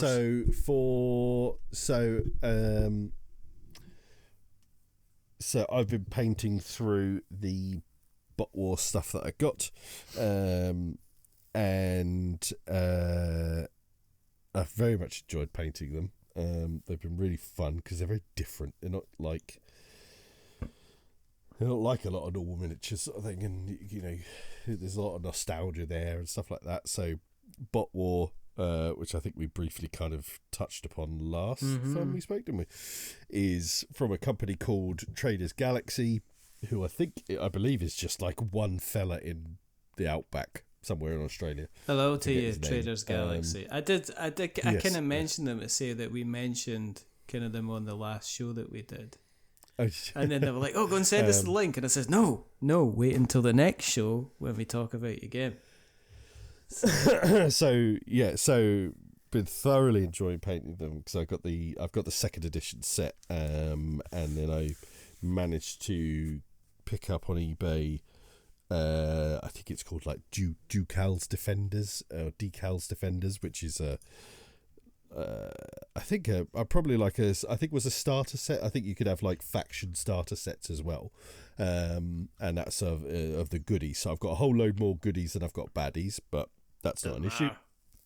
So I was painting loads of them, and I was just kind of painting what I did have from the starter set, and then I thought, okay, actually what I'll do is I'll take all my baddies and figure out how many points they are, and then I'll make from the kind of goodies I've got, which I've got much more of, I'll figure out a points balance, for the two of them, and then I'll finish that force, and then I'll carry on with the other ones that I haven't done after that, so at least me and Elliot can get a game in, and then so tonight, literally only a couple of hours before we recorded, we have played said first game, and the boy utterly curb stomped me.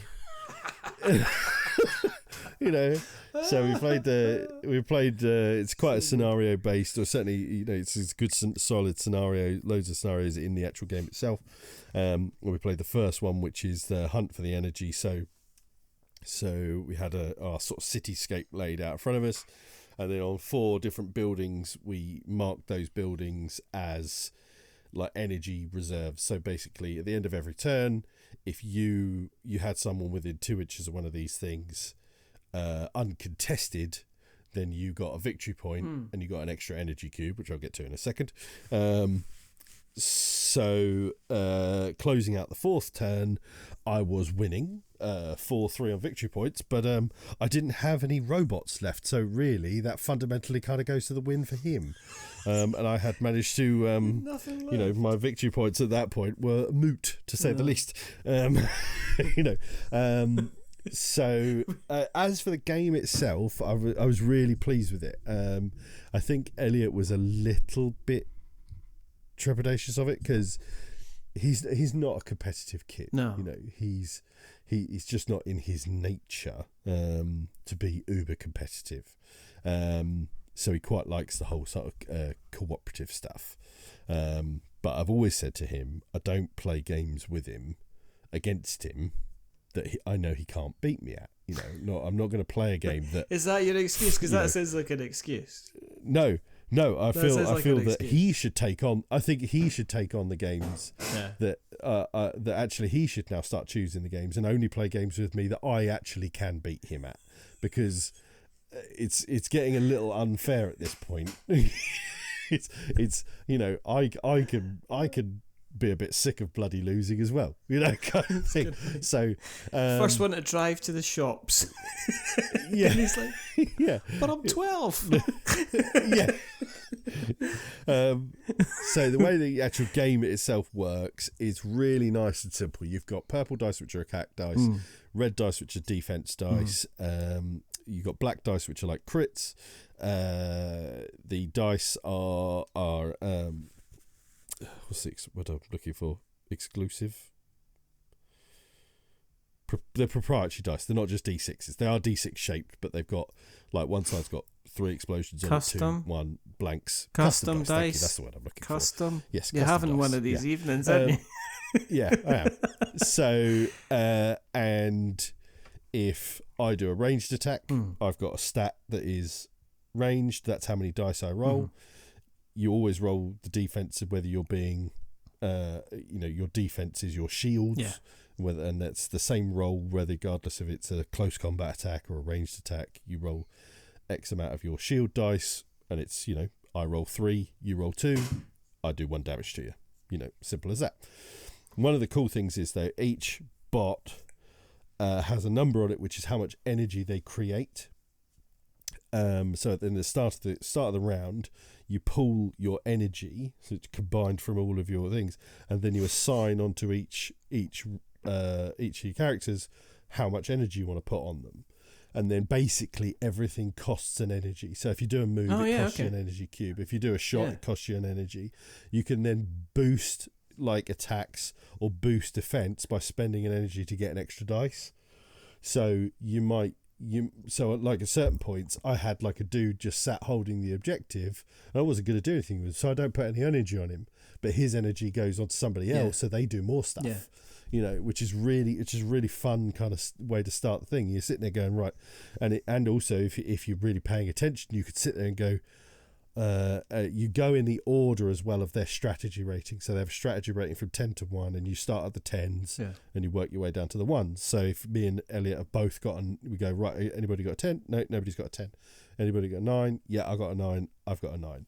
So then if we both got just 1, you roll off, and whoever goes first goes first. Then I think you always roll off to see at least who starts. But then you might get to like 3s, like, oh, I haven't got any 3s, I've got 2 3s. So they do 2, and that's the ones you activate. But you can also sit there, obviously, you can see the predetermined order that everything's going to go in, but you can also see, oh, well, they've actually not got any energy cubes on them, so they're not going to do anything. Yeah. Or you can sit there and go, oh, they've got extra energy cubes on them, so I'm going to shoot them more before they get to use them, so hopefully he'll actually use some up trying to buff his shields or when I do attack him and stuff like that. So that's a really so what is a very relatively simple game, which by then its nature has the ability to become quite actually a boring game, by being too simple. Where they've added just that little bit of complexity and choice makes it really interesting. And then the book itself, I need to look a bit closer at it, but the book I think's got like 16 different sort of scenario setups. So that's more where it'll be fun, and it's we had I think he had 7 dudes and I had 6. Well, by the end of it, he had 5 dudes and I had none. And he's going to remind you of that as often as he can. Yeah, he is. Yeah. The dice gods were very nice to him. Or actually, now that I think about it, he often rolled the dice behind a building, and as I mentioned earlier, he did very well in that social deduction game. So he could have just been lying to my fucking face for all I know. He's discovered a new skill that pays dividends. I got. I'm only rolling 1 dice, but I got 6. No, it's a 5, and I've not been quick enough to realise that you can only roll a 3. But he's convinced me. Exactly. I'm getting hints of the similar system. Sounds like there he goes. There he goes now to the toilet. That is it? Scumbag who's just he wasn't even going to pasted me up the wall. He wasn't even going to bed. You were. You've been a sore loser because I destroyed you. A sore loser because he destroyed me. Cheeky little twat. I'm getting hints of it sounds very similar to GKR in terms of you've got energy per turn that you got to use up in order to be able to move your stuff, and the weapons themselves, they fire under a kind of a specific value. I think it goes from high to low as well, so I'm very, very kind of interested. One of the cool things is like each unit, so you've got their super ability and then you've got their various other abilities. So like all of them come under things like they've got like ram attack or stealth or air support.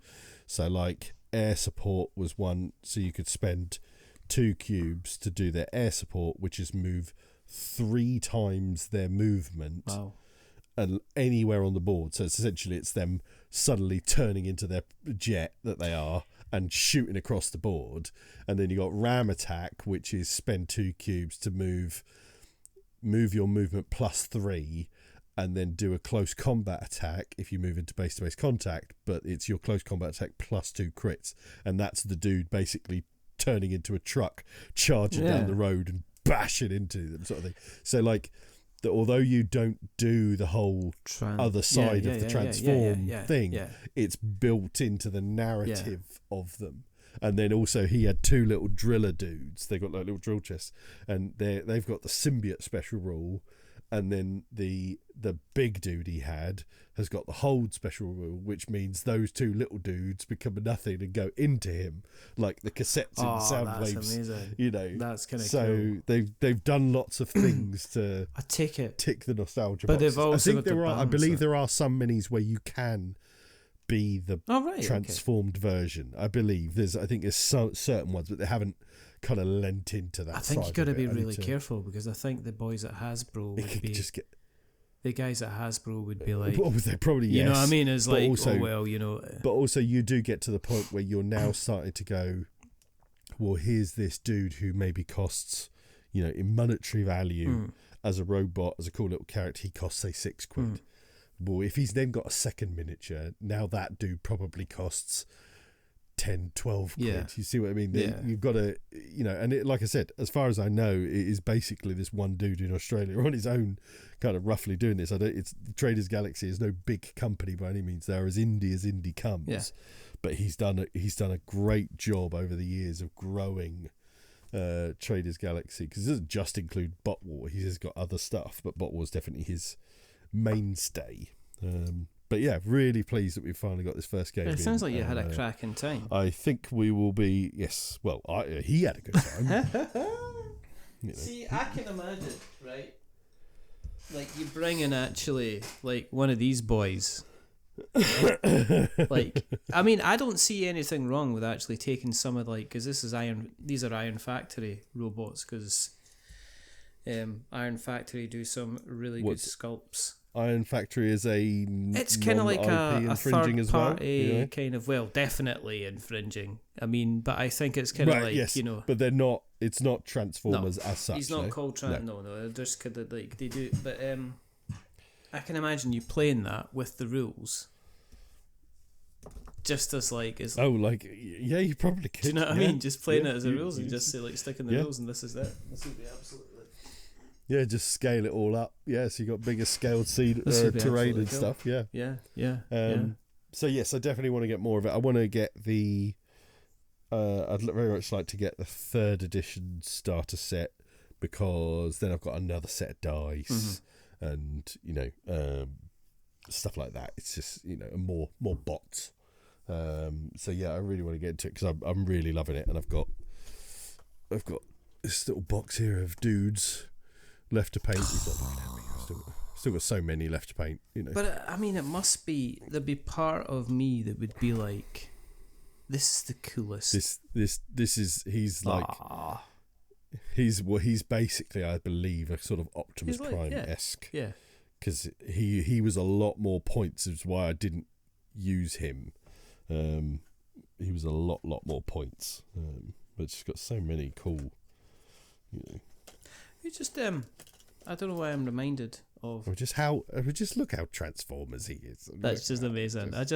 It's the whole, and you do get like some of the more really, really expensive kind of masterpiece kind of third party stuff where they kind of make them so that they do look like the kind of the cartoon models, and that they fold in, so you've got like the proper kind of total kind of solid legs. Some of the kind of the engineering that kind of goes into these things, it's a bit of a it did great. It's pretty. I tell you the biggest pain in the arse with the minis in general though is priming them. Huh?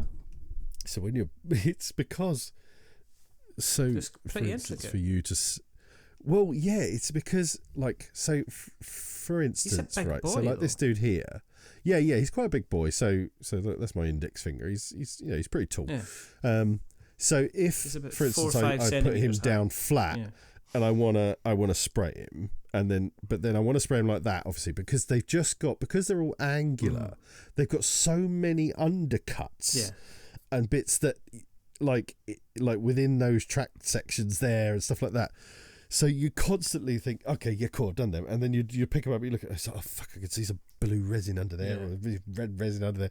So that is the only complaint I have, but it is a minimalistic. It's just one of those things. It's just it's just an issue that it is inevitable. There's nothing that can be done about it. It's one of those things you don't think about when you're first starting on it, and then you're just like, for God's sake, every time you spray a whole load and think, oh, they're done, and you're just like, nope, they are far from done because I didn't do it from this 12-degree angle rather than the 17-degree angle. I didn't kind of wave it in the air.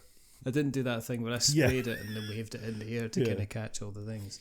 Well, the amount of times I photograph a mini and then realise, oh, you've completely not painted that satchel under his arm. You don't see it until you post the picture on Facebook. It's just like an absolute disaster because the kind of the resin's kind of still showing. Do you know what I mean? Do you want some quick breaking industry news? Oh. Well, it's not breaking, it's a couple of weeks out, but I think it's mentionable because these are both delightful people that you and me both probably have a lot of time for. And the first thing is that we know that obviously Benji left Osprey, but yes, Benji's. I do know. Yes, I saw Benji. Did you see Benji?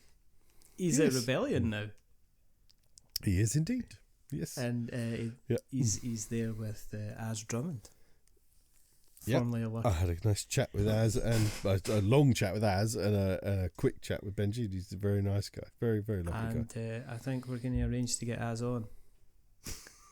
Yes, yeah. Az is going to come on, Az Drummond, formerly of Lucky Duck, but he's not formerly of anything. He's just always been amazing.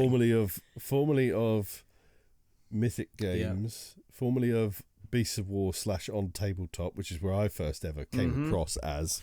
He was one of the hosts on Tabletop. Then he joined Mythic. Then did he go to Lucky Duck after Mythic? Did go to Lucky Duck after that, yeah. Yeah, Lucky Duck after Mythic, and then on to Rebellion. It'll be interesting. Yeah. We want to speak to Az because he's an absolute delight to speak to. He's a gent. He is. He's a gent.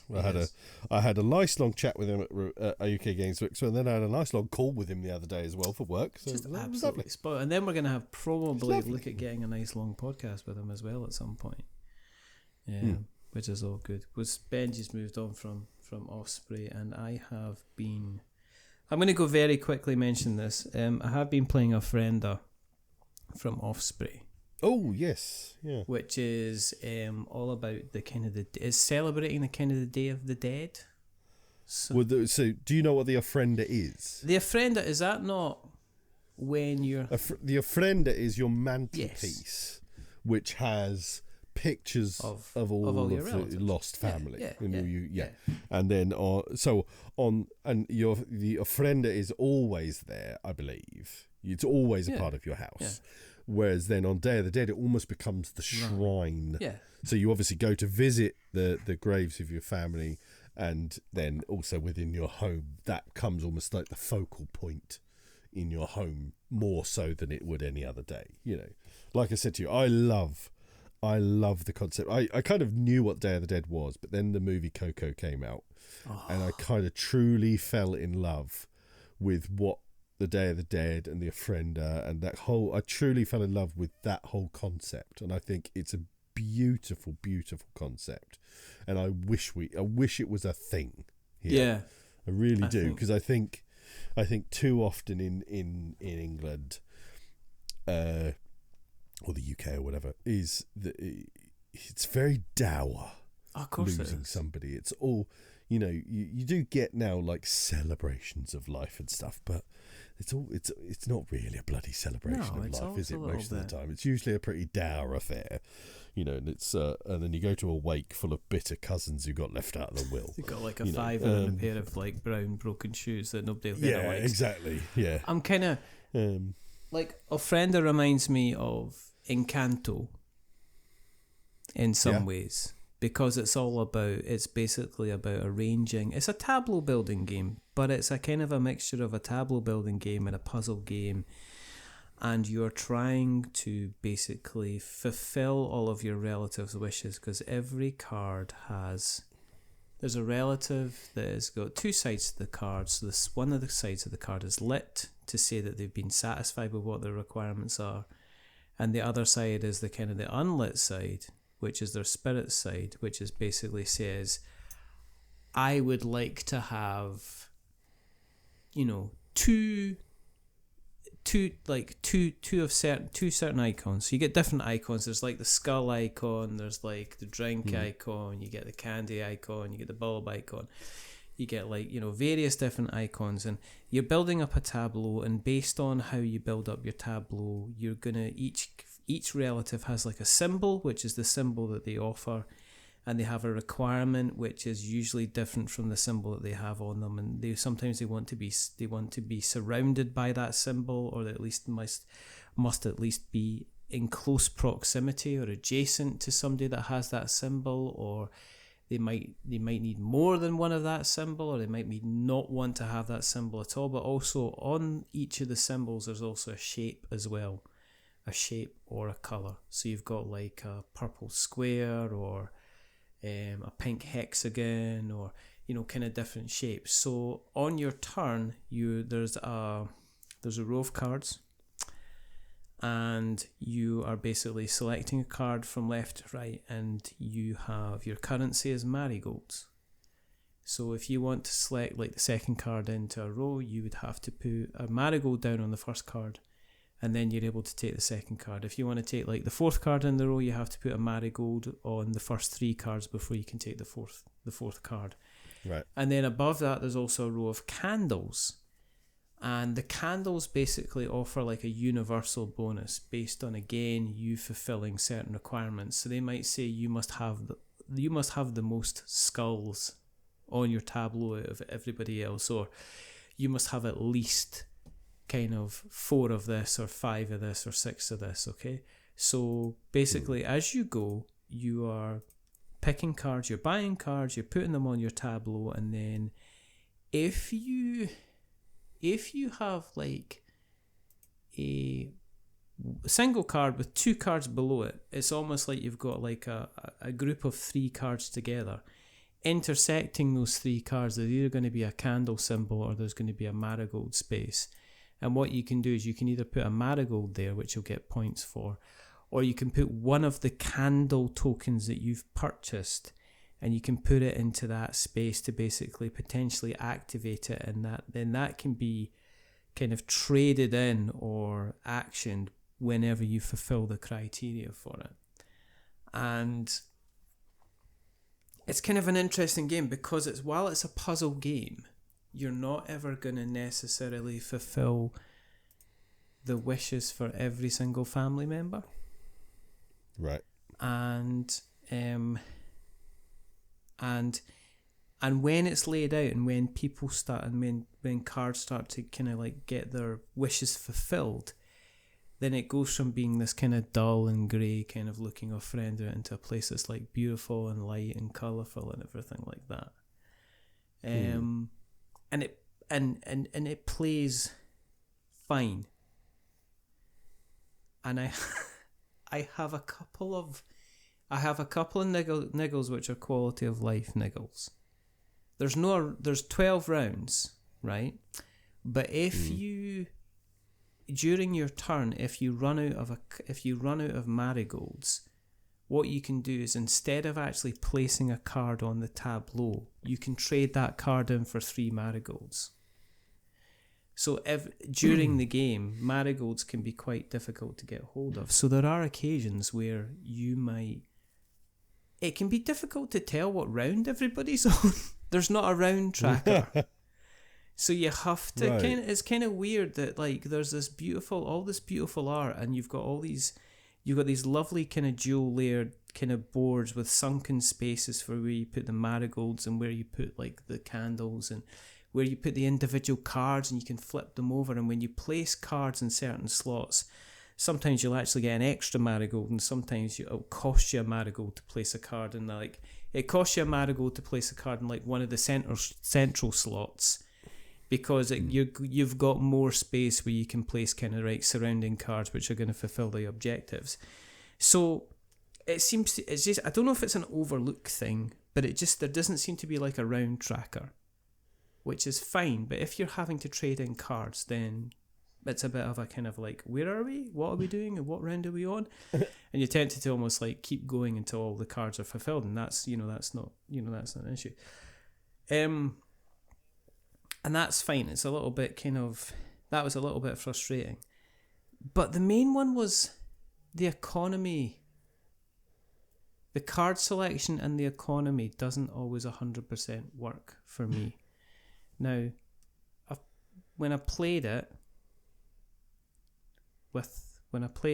and I also, like, people at the group also played it, but they played it independently of me.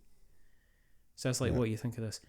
And we all kind of discovered the same thing, which there didn't seem to be a way to guarantee that you had enough marigolds, because at a certain point during the game, yes, marigolds are the currency that you use to buy cards, but also when you build up these little sets of kind of like 3 cards where you've got like a little triangle of cards atop and maybe 2 at the bottom or whatever, in order to be able to score that at the end of the game, you're either going to put a marigold or you're going to put a candle in there, depending on what the symbol says. If you put a marigold in there, you're only able to take the marigold from your supply. So you're essentially you're reducing your ability to buy a next card by 1 marigold. And marigolds aren't necessarily very, very easy to, in my experience, weren't very, very easy to get hold of. Right.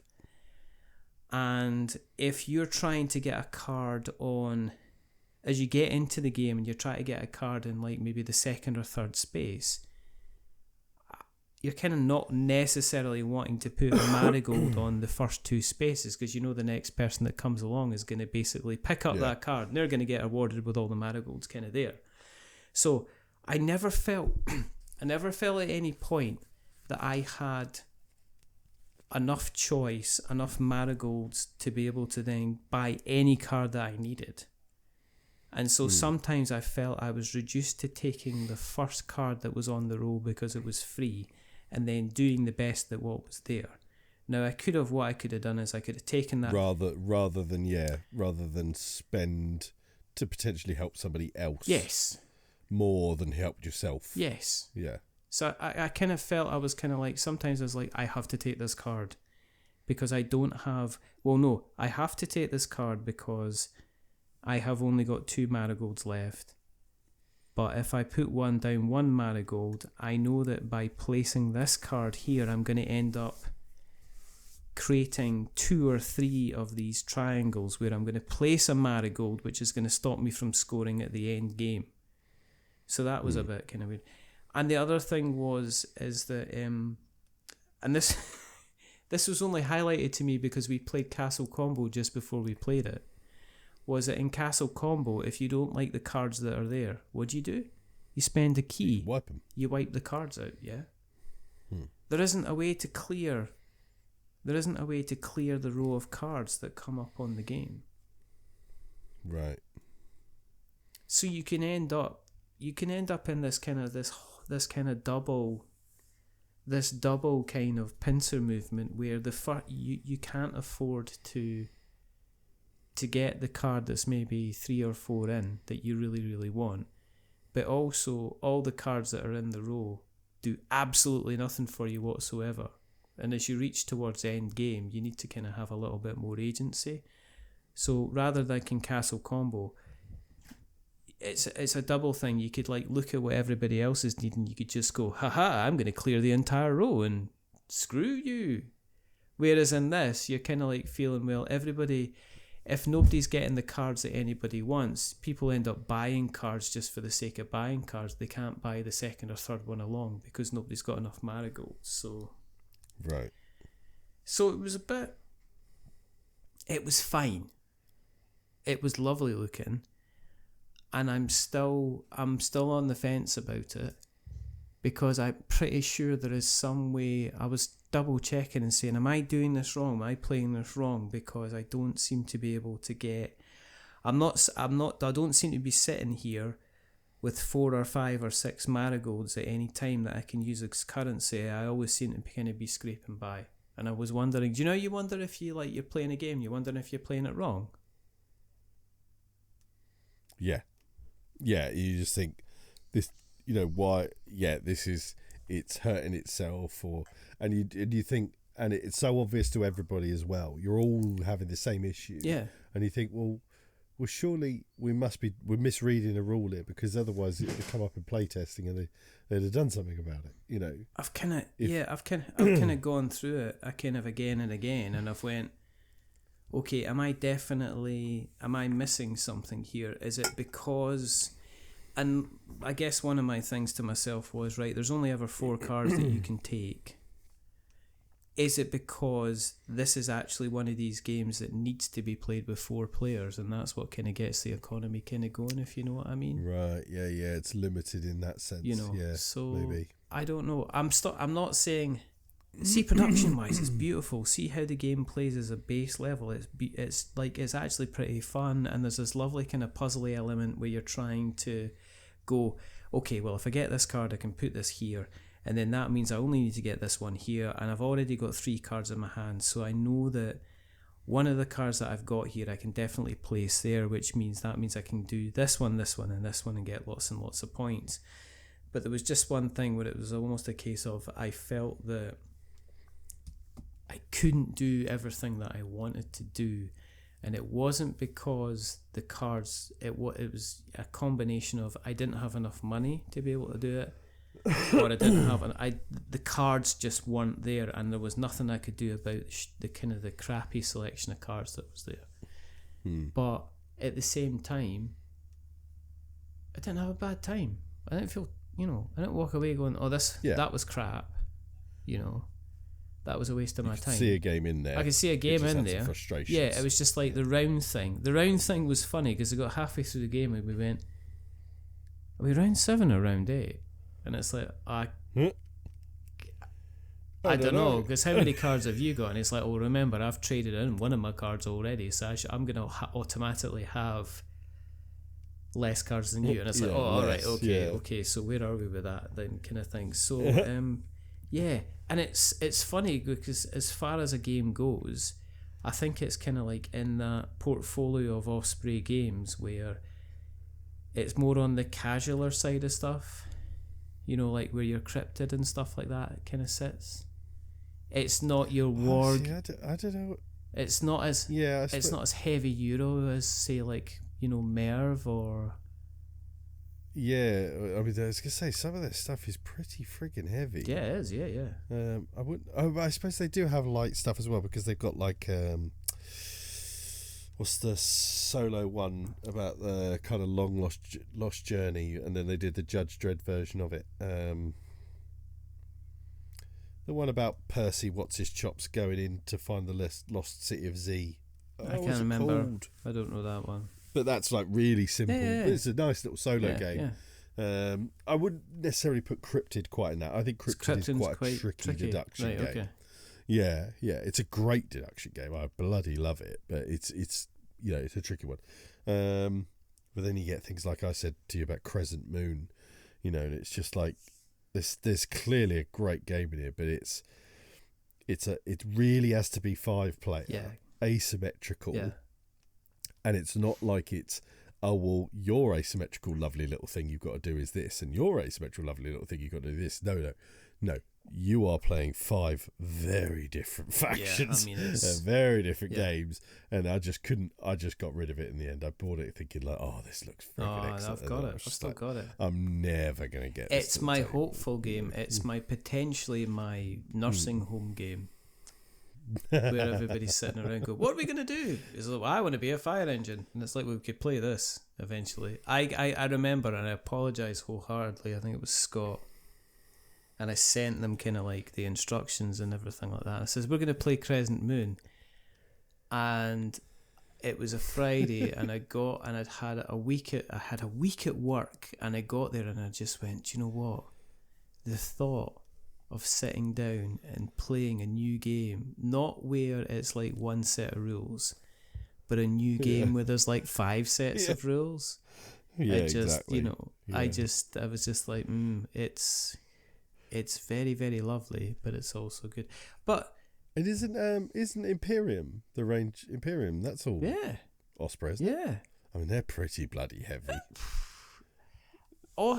Imperium's strange in that once you get into the swing of how it works, Imperium Horizons and stuff like that. But you do have to get. You have to get. It's It's a pretty. It's a dry crust. It's not an easy going. Hold your hand. No, it's a dry crust pie. Do you know what I mean? It's a dry crust pie. Undaunted is a very, very approachable system. Undaunted's That's lovely. I think one of. I think there's the two of the greatest successes of Osprey games for me. Is Undaunted, the line of Undaunted, and if you're into miniatures game, what I call their Blue Book miniatures rules. Oh yeah. Their Blue Book miniatures rules, which Gaslands came out of Blue Books. Basically, they're kind of a small. I don't know if I've got one near me. No, I haven't. They're miniatures rule sets that tend to have no miniatures line associated with them. No, you just have to buy your. So they use whatever you like. Yeah. Or use the stuff you've already got. Kind of thing. And they've got basically something for everything in there. Like from like really historical to loads of fantasy to Gaslands. In fact, the guy Mike Hutchinson, doing design Gaslands, I think. Yeah. Mike Hutchinson, he's just done this game Space Gits, which is a dexterity miniatures game about orcs, and then he's just also released about to release a new Blue Book for Osprey games, which is Pacific Command, and it's like a sort of proper aircraft carrier, aircraft division naval combat game, proper historical know your shit kind of game, belt, count the buckles of the belt buttons and stuff, The Blue Book series is fabulous. There's something in there for everybody, and there's some real hidden gems in there. Yeah. But yes, Osprey, I really love what they do and what they try and do. In fact, Wildlands was Osprey, wasn't it? Yeah, Wildlands. I mean, to be Wildlands is actually quite approachable. That's for a Martin Wallace game. Martin Wallace games can be proper beat you to death with weirdness. Yes. I mean, I like I've always said, I can love a Martin Wallace game, or I can bounce off it like a squash ball. Exactly. So that's Ofrenda. I'm not gonna. I'm kind of putting together some written thoughts. I'm really intrigued to try it. I might actually send it your way once I've finished with it, so you can see. I would quite like that. Could do that. that. Would be quite Could nice. do that. Yes. Could do that. Yeah. Right. I think that's enough. That's enough jibber jabber. That's enough chatty malarkey. Just when I was getting going. Just when you were getting. You could just getting started. You could just start. Wait. I've got just very quickly. Played World Wonders the other day. That was nice. World Wonders is lovely. Played a game of World Wonders that finished 29, 30, 31. It's amazing. What more could you ask for? I played Castle Combo on Friday, and I won. Nice. It was 88, 85, 83, 74. Nice. I just managed to land it. I got a very, very lucky kind of set of stuff, and I played Flip 7, and I hate Flip 7. I played Flip 7 about 4 hours ago. Flip 7 is just like, I don't know. It's kind of like, I hate this game. It's amazing. Shall we play it again right now? Yeah. It's absolutely fantastic. Yeah, it's so true. There you go. Yeah. There we go. I've got Daybreak to play. Oh, have you? Yes. So I'm going to try that. It's one I'd like to try as well. Yeah, it should be good fun. Should be good fun. Right. If you've listened along tonight, you know what to do. You know where to be.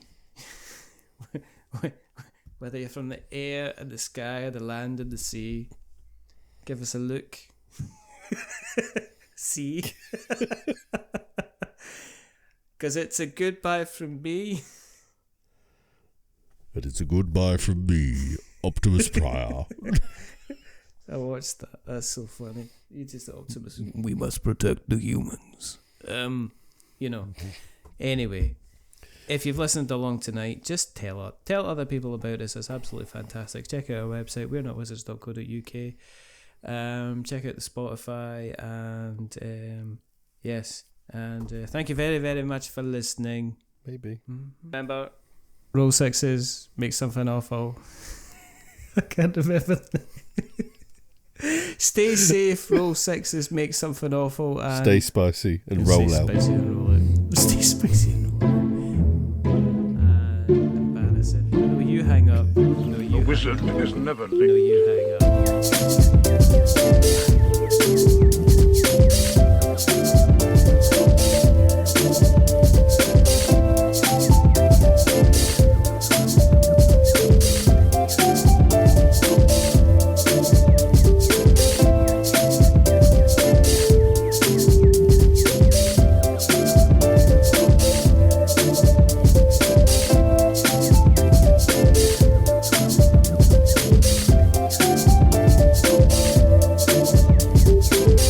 Nor is he early. He arrives precisely when he means to.